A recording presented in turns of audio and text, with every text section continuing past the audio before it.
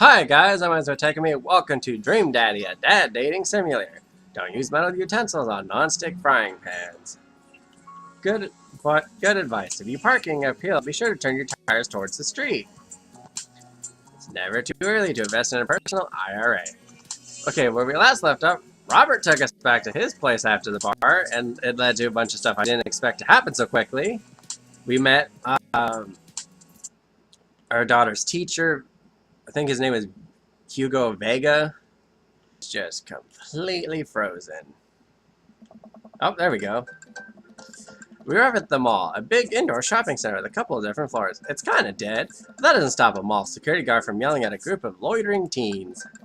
Let's eat something disgusting for dinner. Alright. Language, Missy. Heck yeah? Better. Alright. Approach the food court and evaluate our options. There's a greasy restaurant after greasy restaurant. My heart burns just looking at the menus. Nobody looks happy to be here. Bread dipped in sugar, bread with cheese on it, or you just want me to inject some fat directly into your bloodstream? Extend my hand to her. Would you do me the honor of sharing some nachos? Say with a grin. Cheesiest girl alive. Got a giant pile of chips and unnaturally orange cheese from the very unenthusiastic and possibly stoned teenager. We take a seat at the rickety table and dig in. Yeah, but also strangely delicious. We have to eat through the pain. You enjoy the fluorescent cheesy goodness together until we're all out of nachos. So, something's been bothering me for a while. Can you explain memes to me? Which meme? All memes. Every meme. This is it's complicated. Inside joke should bear a bunch of people that gets less funny the more people do it. The problem is that by the time a meme gets to you, Dad, all of us have already done the joke to death. This is that the movies and TVs and video games will try to jump on the meme train just based on how long it takes to make them. The meme will be long dead by the time it comes out, so it just dates it and it isn't funny. Oh shit, what Please. Anyway, changing the subject. Where to now? Wanna go to that goth store? What? You know, the one that's all black and tries to establish itself as anti-establishment despite being an exact representation of the establishment. I don't know what store you're talking about. You know, the one where you can buy chain wallets, and it's basically assault on what people fought so hard against in the punk and hardcore movements of the 70s and 80s. Dude, you gotta be more specific. One you threw up in that one time. Oh, that one! Yes. Amanda runs through the store with me trailing behind her. She makes a beeline for the back. You can still see the outline, kinda. I'm so proud? Speech. Amanda. Yeah. Speech. Alright, I'll do it if you stop chanting. So it stops immediately. I clear my throat.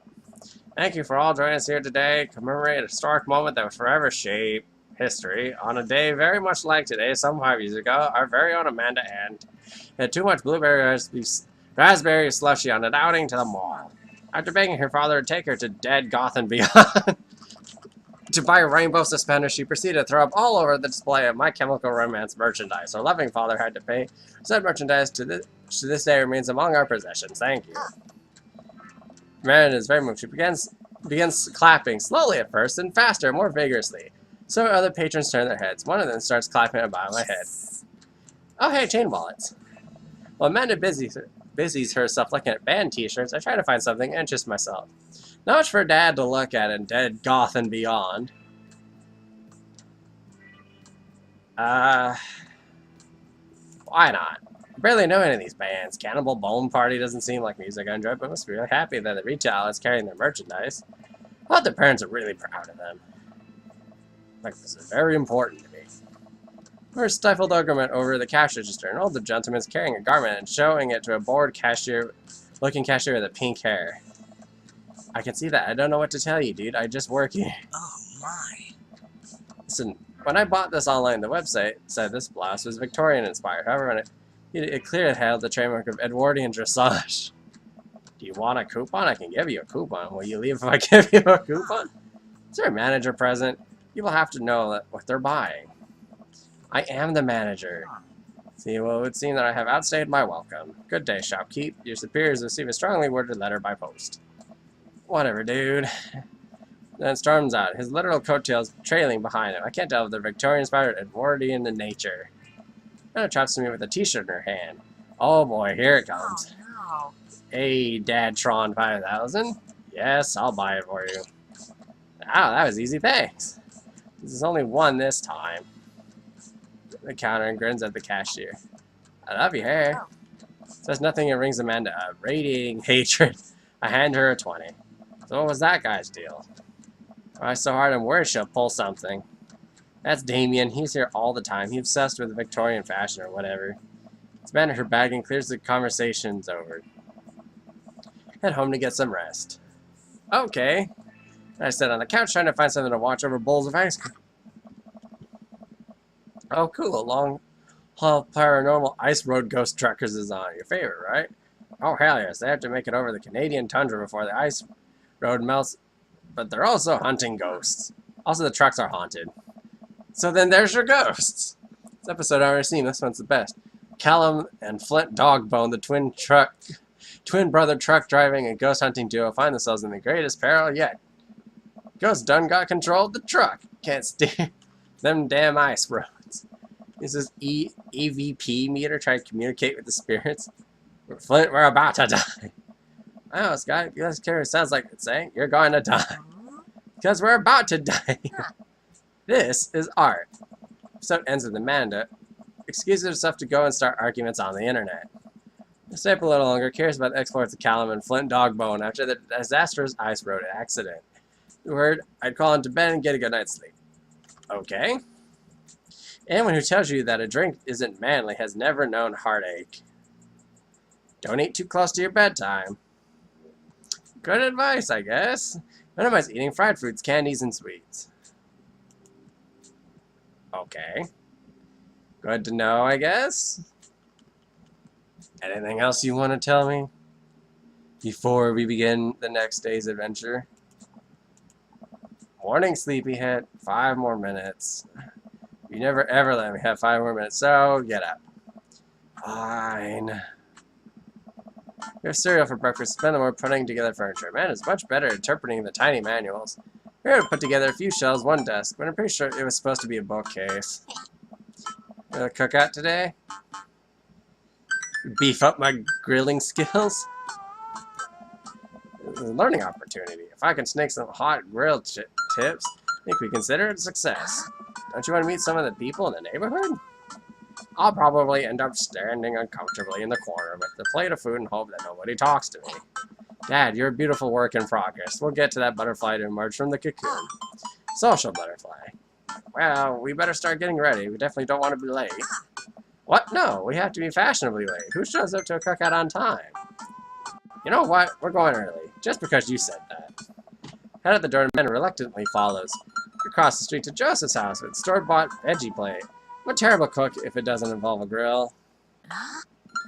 Guess we're not early as we thought we were. Joseph's back started packed with people, and the smell of hot dogs waves through the air. While children went through a sprinkler, and adults chat in small clusters. Down on the table next to 2 other veggie plates. Huh. Hey, there's Joseph. When to get his attention. The moment he sees, he jogs over, arms open wide. I'm so glad you 2 are here. You brought veggies. Let me introduce you to my family. Kids, come over here. This is Chris, my eldest. Oh yeah, the creepy children. Hi. This is Christian and Christy. They're twins. Oh yes, the creepy children. Then, of course, there's our youngest, Krish. Wait, where's Krish? Maybe I put him in his crib. Oh no, the one from the bar the other night. What's she doing here? How could I forget my lovely wife? Mary. Looks up, cheek, smiles. Ah, Mary, sweetheart, did you put Krish to bed? I'll have to go look for him. What? You'll have to... Someone regains his composure. Hey, this is our new neighbor, Izua and his daughter, Amanda. Chick here, but I have a glass of wine that needs tending to. I love her. Nice to meet you, Mary, for the first time. Charmed. Well, I have to go over there now. You're the crazy lady at the bar that was trying to hit on me. Oh god, this is so awkward. I wonder if Joseph knows. I wonder if Mary knows that Joseph knows. I wonder if Joseph knows that Mary knows that I know. Takes all of my energy not to run away from the barbecue and start fresh in a new city. Wife has a wonderful sense of humor. But please, you two enjoy the barbecue. All the guys are really excited to meet you. Miller tries some of the food spread out on the table. I pick at the deviled eggs. Amanda grabs a small paper plate and we begins piling it with baked goods. I don't want to have to make friends. Come on, Dad. Who are you going to party with when I go off to school? But I don't want to do pleasantries. Dad. They're going to talk about weather. Dad. Oh, do it. Make a friend. How could I possibly abandon my only child at a social function? That's bad parenting. Play cookies is my new dad. Bye. In the center of the yard. Well, here goes nothing. Some familiar face. Isn't that barista coffee spoon? Hi. Didn't I meet that guy at the bar? Didn't that go through a frisbee at my head? The guy who was throwing a fit in Dead Goth and Beyond. And his teacher. Hey, I know Craig. Wait a second. All these people live in our cul-de-sac? That can't be right. I better investigate. Joseph and Damien, Matt, Hugo, and Craig. Okay. Burger time? Hi. Okay, 3 people. Matt and Hugo seem more than a tense discussion. Craig looks on and smiles politely. I walk over to say hello. Well, I don't think it's fair to try and compare 2 art movements like that. Periods do not only exist because they're unique byproduct of the social and political climate of the time and place, and try to take something like, let's say, the Rococo period and compare it to postmodernism in America. You're completely disregarding the context in which a work of art is created. Matt and Hugo seem to be so busy talking they don't notice me. Craig leads in. Dude, I have no idea what's happening. I turn my attention to Craig. He seems a little more attentive to my existence. How did resistance training go the other day? Great. Little River here's a great cheerleader, ain't you, tiny bro? Craig grabs River's arms and waves them around. You can do it, Dad. I'm so proud of you. Sorry for pooping on you. She must be a handful at that age. Oh, they always are. But it's so worth it. He grabs River's arms again and waves them around. Also, I'm sorry for throwing up on you, Dad. How are you settling in? Oh, nope. I never... You know the whole deal. Stay on your toes, bro. How you look in the neighborhood? That wasn't the answer I meant to put. It's pretty nice. Everyone seems super friendly. Your daughter is fitting just fine. Or Amanda, Daisy, and another young girl playing. They're all sitting cross-legged in the grass, picking weeds and weaving them into little flower crowns. It's pretty adorable. The girl I don't recognize jogs over to us. That sweetheart. It's a flower crown. I thought you'd look cute in it. One way to find out. It's a flower crown placed on top of his head. Am I cool now? Stares at him, thinking it over. Nope. But you're still slightly less uncool than you were before you put it on. This is my daughter. Hello. Carmencita. Anna comes over with Daisy in tow. Hey, look, I'm making friends. Are you making friends? You better be making friends. Yeah, actually, Amanda, you remember the cool barista from the coffee shop, my old college friend, and, your teacher. Oh, hi, Mr. Vega. I didn't realize we were neighbors. Yep, you still got... Give me that overdue term paper. Great seeing. Finger guns her way out of the conversation like a champ. She learned the finger gun move from me. I'm very proud. Definitely a charmer. Speaking of which, where did my son go? Whoa. Surround the party. He must finally spot him because his eyes go wide. Ernest. Hemingway Vega. Are you smoking? Oh. Holding a little lit cigarette. Nope. Across the way. Casually takes a long drag of a cigarette and flicks it to the gutter. Unbelievable, excuse me. Ernest and I turn my attention to Matt and Craig. Kids, right? I do not envy Hugo. Last barbecue, Ernest tried to shove a sprinkler down Joseph's pants. Nearly burned down half the yard. At barbecue we had before, they actually burned down half the yard. It spread to my lawn and burned half of my yard, too. What the hell? Why are you dragging Ernest behind him? Oh. Hey, sorry about that. This is my son, Ernest. Hello. Looks away, sulking, his hands shoved deep in his pockets. Hugo nudges him impatiently. Hey, nice to meet you, Ernest. What grade are you in? Does it matter? Ernest. Okay, I'm in 8th grade. Good. God, are you happy now? I'm sure you were just dying to know. Yeah, good for you. Old users blame my generation for the failing economy. Ouch. I don't know. Oh yeah, because I'm totally embarrassing you. Okay. That was certainly something. He seems nice. My hands and sighs. So sorry, he's having a really rough time. If I want to be the cool dad, I have to be the authoritarian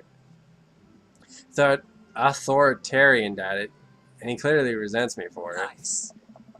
I think as a dad and a teacher, that's about as authoritarian as you can get.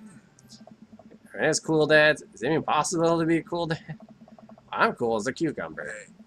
See that right there? You can't say that. My kids think I'm cool. But for how long, Craig? How long do we get to be cool dads? I don't know. Accept the fact that as dads, we've become the machine that we once raged against and accept our fate to ironically wear socks with sandals. Your kids may think you're cool now, but the moment they hit puberty, you're doomed.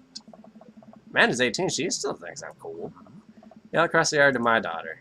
Amanda, I'm cool, right? Just laughs. She keeps laughing. I see your point. As much as we all want it, I don't think it's important to be cool dad as to be a good dad.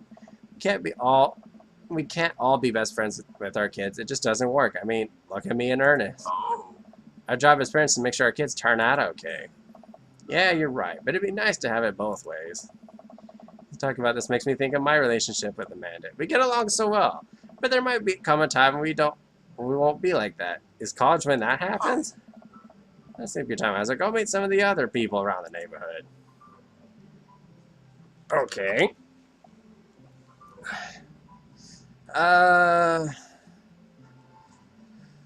Let's go talk to Joseph and Damien. Chatting with guy from Dead Goth and Beyond. Like, I wonder what they're talking about. Oh, I'll go to them. So I'm curious. You want to get through why you had your house painted black? Where do we even start? The house stays warm in the winter. It provides an artistic contrast to the rest of the neighborhood. Complements the crimson interior perfectly. It's definitely an interesting choice. You're very proud of my abode. So I was having a conversation with Damien here about his aesthetic design decisions. He regards me up and down with a warm but critical eye. How do you do? I don't believe I had the pleasure. I think I saw you with Dead Goth and Beyond the other day. Face turns bright red. I must apologize for my behavior on that day. You see, I take the goth lifestyle very seriously. And to be caught in a ruse by such a corporation as Dead Goth and Beyond was profoundly frustrating indeed. I don't know if you know that while my anger may have been justified, it was no such way for a gentleman to react. It's okay, man. Do tell me, are you new to the area? Yes, my daughter and I just moved in the other day. She was the one I took to Dead Goth and Beyond. Very good taste on her part. Does she partake in the goth lifestyle? Think for a second. I look over to Amanda, who's hanging out with some of the older kids in the neighborhood. Hey, Amanda, would you consider yourself goth? Yells back. But if I had to choose, I would be more describe myself as a twee hipster with some normcore leanings. That's cool, though. Ah, pity. You enjoying the party so far? Oh, definitely. Thanks so much for putting this on. It's nice to be in a cul-de-sac where everyone's so friendly and welcoming. The conversation. So, like The Lost Boys a lot. Really good movie. Does that count as goth? That would, my dear. Don't believe we had the pleasure of meeting. Damien Blood March? At your service. Finishes the sentence with a flourish and a bow, producing a single rose, offering it to Amanda. And returns the gesture with a curtsy. My, do you know how to treat a lady? Amanda. Seeming out of nowhere, Joseph's twin kids appear. Are they speaking in unison? Whoa. Hey. Would you come play with come play with us forever. Guys, enough of the creepy twin shtick. Talked about this. And Chrissy slowly back away. Where do you think they got that from? Pops in the conversation, wine in hand. I don't know. Takes a long sip of the wine. I think I might have taped over VeggieTales VHS with The Shining. Who knows? Or a sip of her wine. Where's Krish? Wasn't he with you? You had him a moment ago. Probably stuffing dirt in his mouth. He'll be alright. Toddlers are pretty resilient. Mary tips her glass to me. Ain't my first time to the rodeo. It's my fourth. I've squeezed 4 little... Sweetheart, wouldn't you do me a favor and please find Krish? That would be great. I'm sure he's fine. Mary. Okay, geez.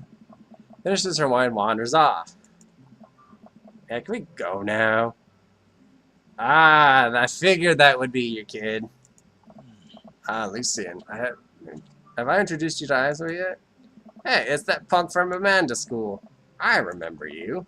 Whatever. That's no way for a young man to speak to his elders. Be polite. Bows. Whatever, sir. Bows again. Mr. Christensen, may I have a veggie burger, sir? All right up, bud. Are you a vegetarian? Yep. 2 veggie burgers. Did you know that some people in the Victorian era were vegetarians? They describe carnivorous type people as blood lappers. Bad. That's really interesting, Damien. Turns to the grill. Just a hint of tattoo peeks from underneath his sleeve. I can't believe I didn't notice it before. Looks like the bottom of an anchor. Is that a tattoo? Yeah. Was it always a youth pastor, you know? That's so cool. Want to see mine? What? Yeah. Let's back some rubber bracelets, revealing a lopsided 666 in black ink. My buddy gave me a stick and poke tattoo last week. I think it's healing up pretty good. Lucian. Check about this later. That's pretty cool. What's the significance of the tattoo? Just thought it looked sick. Well, in my opinion, the only reason you need a tattoo is because you want one. Careful, though. The number carries weight. Man, Joseph is a way cooler youth pastor than I thought. Just figured youth pastors popped out of the womb with a Bible. I wonder if he did what he did before preaching. Alright, so why don't we leave this here for today? We got to go to the mall. We got to meet a good chunk of the dads. In the next episode, we'll go and meet Robert again and Brian. And then enjoy burger time, I guess. And see how that goes. Once again, this is Dream Daddy. Thank you for watching. Please hit the like, comment, subscribe. Let me know what you thought of today's video. And please leave any suggestions down below in the comments of games you'd like to see me play later in the future. Thank you for watching, and I hope to see you guys in the next video. Thank you, and bye-bye.